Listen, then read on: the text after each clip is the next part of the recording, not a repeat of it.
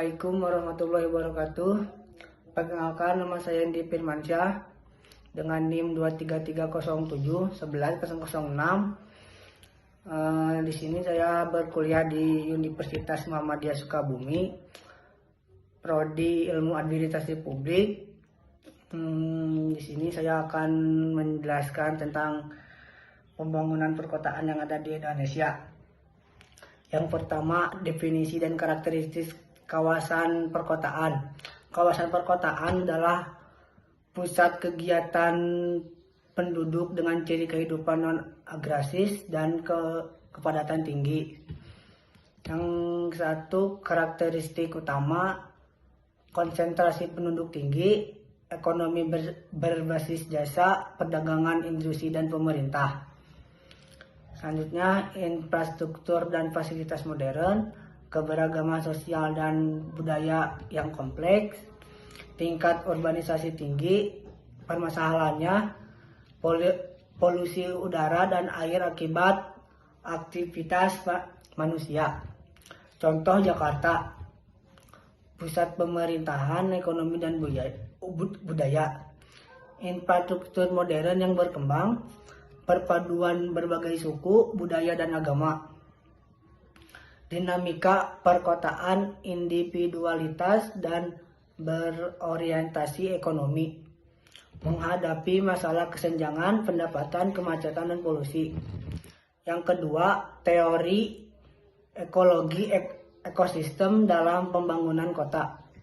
Teori yang dibahas ialah teori ekologi ekosistem, pokok pemikiran, fokus teori, dan relevansi di Indonesia. Yang pertama, teori yang dibahas yaitu sebagai ekosistem di mana aktivitas manusia tidak terpisahkan dari lingkungan. Fokus teori memahami interaksi komponen sosial, budaya, perilaku, dan lingkungan dalam sistem perkotaan. Yang relevansi di Indonesia, urbanisasi cepat menyebabkan tekanan pada sistem ekologi perkotaan. Yang ketiga, saya membahas pentingnya tata ruang dan perencanaan kota berkelanjutan. Tata ruang dan perencanaan kota menyeimbangkan aspek sosial, ekonomi, dan lingkungan. Membantu mengatur zonasi, mengurangi kemacetan dan polusi. Menyediakan ruang terbuka hijau dan menjamin kelestarian lingkungan. Contoh praktis di Indonesia ada di Jakarta, RDRT dengan pengembangan transportasi massal atau MRT, LRT, dan bus listrik.